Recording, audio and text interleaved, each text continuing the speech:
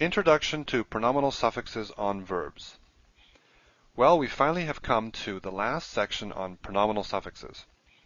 We've seen them on a myriad of forms, including the infinitive construct, which is a verb, and now we're going to complete our discussion on pronominal suffixes on verbs. Let's look at what we're going to do here. We're going to look at pronominal suffixes on the perfect, the imperfect, and the predicate will be the same, and the imperative. That's what this chapter is. So this is chapter 24 in Ross. We saw the pronominal suffixes on the infinitive construct in chapter 22, I think it was. Then in chapter 23 we saw, and we mentioned it here as well, that the infinitive absolute does not take pronominal suffixes. Okay, that was one of the big differences. So none there. We have not explicitly dealt with pronominal suffixes on the participle.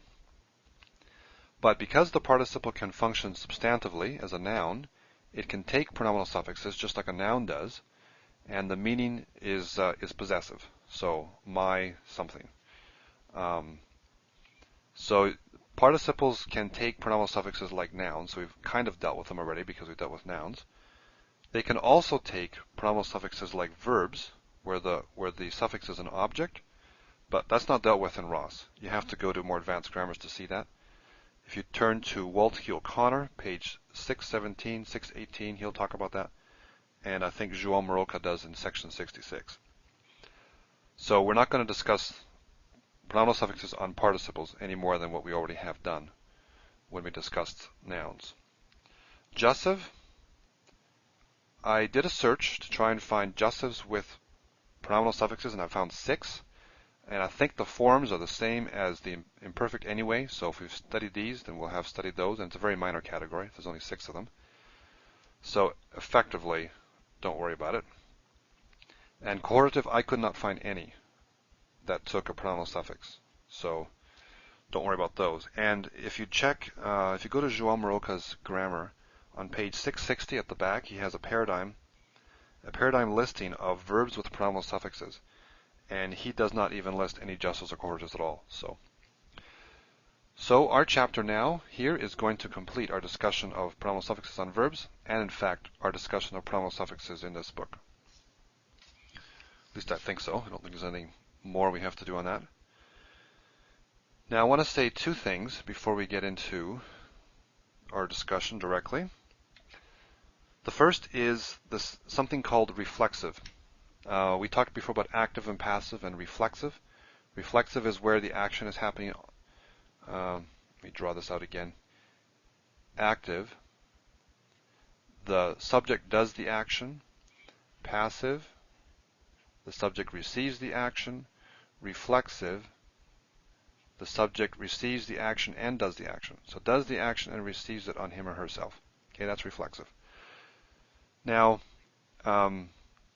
pronominal suffixes on verbs are usually not used reflectively, meaning that if we have a verb, a perfect or a imperfect, for instance, let's say it's second person, okay, you, and we add a pronominal suffix that is second person, this will not happen because then this would be referring back to the subject.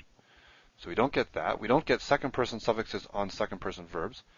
And conversely, we don't get first person, not conversely, but similarly, first person suffixes on first person verbs, because that would be reflexive.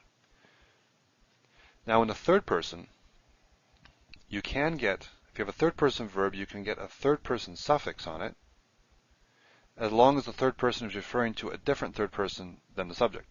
So someone out there. Then that's permissible, but not referring back to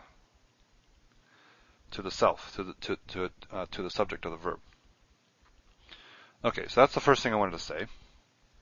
The second thing is, if you look at these pronominal suffixes, if we have a verb and we tack a pronominal suffix on it, we have 3 areas of change, 3 areas of morphology that we have to look at.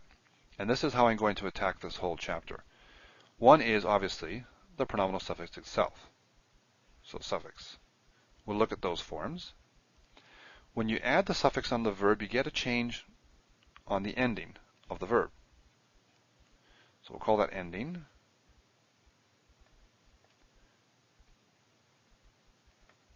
If you want, you could refer to this as pronominal suffix and this as the suffix of the verb. This is especially with perfect verbs, they have a suffix, right? But to keep our naming clear, this I'll call ending, and this I'll call just plain suffix, or maybe a pronominal suffix. But these are two different endings, okay? The pronominal suffix ending and the suffix of the verb. So we have this form to concern ourselves with. We have some changes that happen here, and then lastly we have vowel changes that happen to the base, which is no surprise. We've seen that with nouns. You add a plural ending, you get a vowel change, you get reduction of some sort. Propretonic reduction, pretonic reduction, whatever.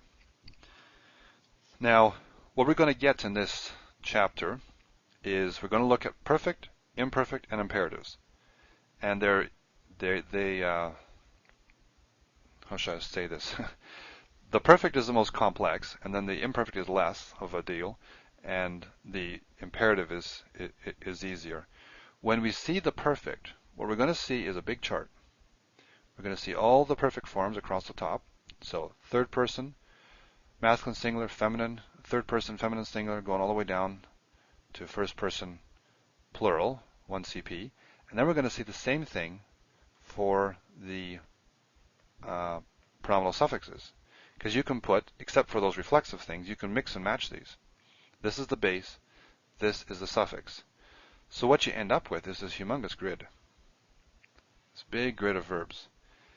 Now this is not something we're going to memorize. We're going to use this as a reference.